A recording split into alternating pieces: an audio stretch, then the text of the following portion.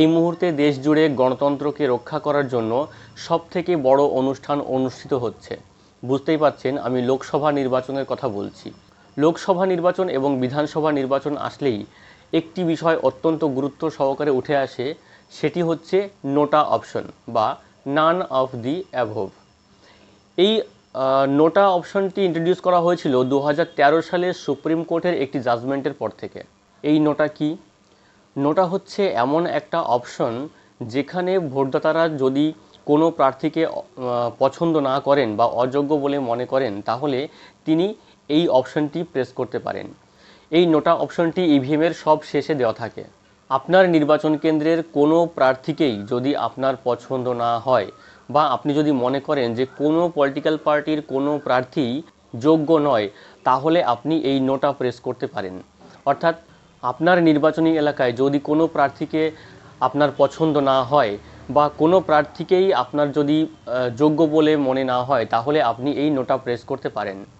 এবার অনেকের মনে প্রশ্ন আসে যে এই নোটায় ভোট দেওয়া কি আদৌ ঠিক কি ভুল? কিছু মানুষ মনে করেন যে নোটায় ভোট দিয়ে তারা রাজনীতিতে একটা ব্যাপক পরিবর্তন আনতে চায়, কিন্তু আমি তাদের বলতে চাই যে আপনারা কখনোই নোটায় ভোট দেবেন না। কারণ এই নোটায় যদি ভোট পড়ে তাহলে নোটার ভোটের কোনো গুরুত্ব দেওয়া হয় না। এবার আসি নোটায় ভোট পড়লে সেই ভোটের গুরুত্ব দেওয়া হয় না কেন সেই প্রসঙ্গে। কোনো নির্বাচনী ক্ষেত্রে যদি যে কোনো পলিটিক্যাল পার্টি থেকে নোটায় বেশি সংখ্যক ভোট পড়ে, তাহলে নোটার পরে দ্বিতীয় যে ব্যক্তি সর্বোচ্চ ভোট পেয়েছেন বা সেকেন্ড হাইয়েস্ট ভোট প্রাপ্ত প্রার্থীকেই নির্বাচন কমিশন বিজয়ী ঘোষণা করে। এটাই সবথেকে বড় বিতর্কের জায়গা। কারণ যেখানে জনগণ কোনো প্রার্থীকেই পছন্দ করেনি, তা সত্ত্বেও দ্বিতীয় সর্বোচ্চ ভোটপ্রাপ্ত প্রার্থীকে বিজয়ী ঘোষণা করা হলো, যেখানে জনগণ তাকে পছন্দই করছে না। তাহলে আলটিমেটলি কি হলো? নোটার ভোটের কোনো গুরুত্ব থাকলো? একেবারেই না। নোটা কেন গুরুত্বহীন তার একটা জলজান্ত দৃষ্টান্ত আপনাদের সামনে তুলে ধরছি।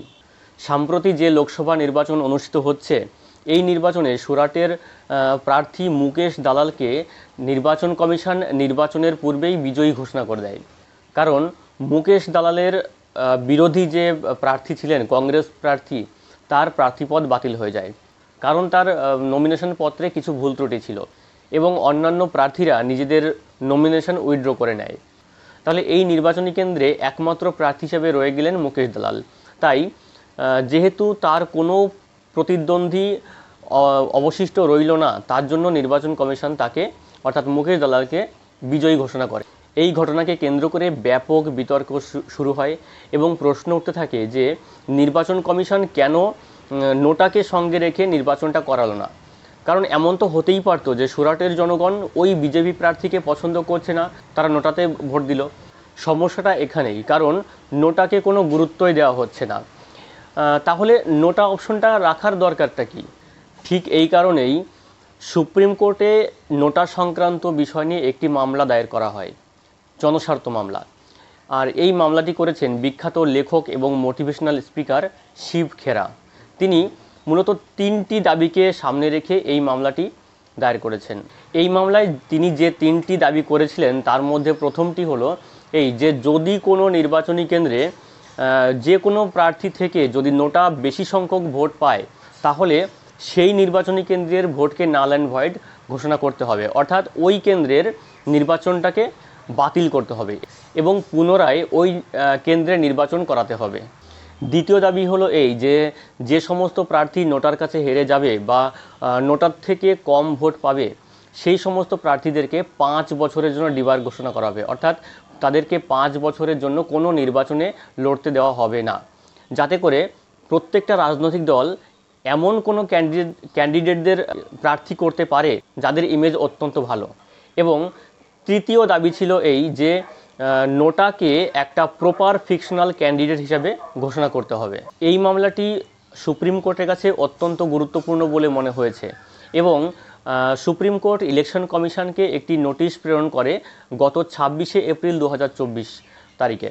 এই নোটিশে সুপ্রিম কোর্ট ইলেকশন কমিশনের কাছে জানতে চায় যে নোটা যদি সংখ্যাগরিষ্ঠতা পায় বা নোটা যদি যে কোনো ক্যান্ডিডেট থেকে বেশি ভোট পায়, তাহলে সেক্ষেত্রে নির্বাচন কমিশনের সিদ্ধান্ত কী, বা নির্বাচন কমিশন এই নোটা সংক্রান্ত বিষয় নিয়ে কী ভাবছে। বর্তমান রাজনৈতিক পরিস্থিতির পরিপ্রেক্ষিতে এই মামলার গুরুত্ব অবশ্যই অনস্বীকার্য।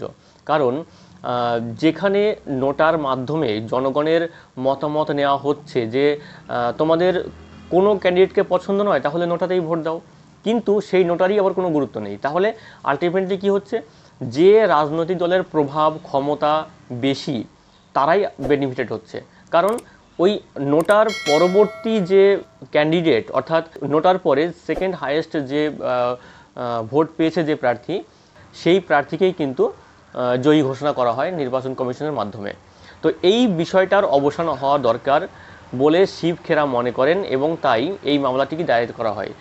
লাস্ট একটা কথাই আপনাদের বলতে চাই যে আপনি যাকে ইচ্ছা তাকেই ভোট দিন, যে প্রার্থীকে আপনার পছন্দ তাকেই ভোট দিন, কিন্তু নোটায় ভোট করবেন না। কারণ নোটার তো কোনো গুরুত্বই দেওয়া হচ্ছে না। আপনি আপনার মতামত যদি নোটার মাধ্যমে ব্যক্ত করেন তাহলে আপনার মতামতটাকে কোনো মূল্যায়নই করা হবে না। তাই নোটায় ভোট করবেন না, আপনার যে প্রার্থীকে পছন্দ আপনি সেই প্রার্থীকেই ভোট দিন। নমস্কার।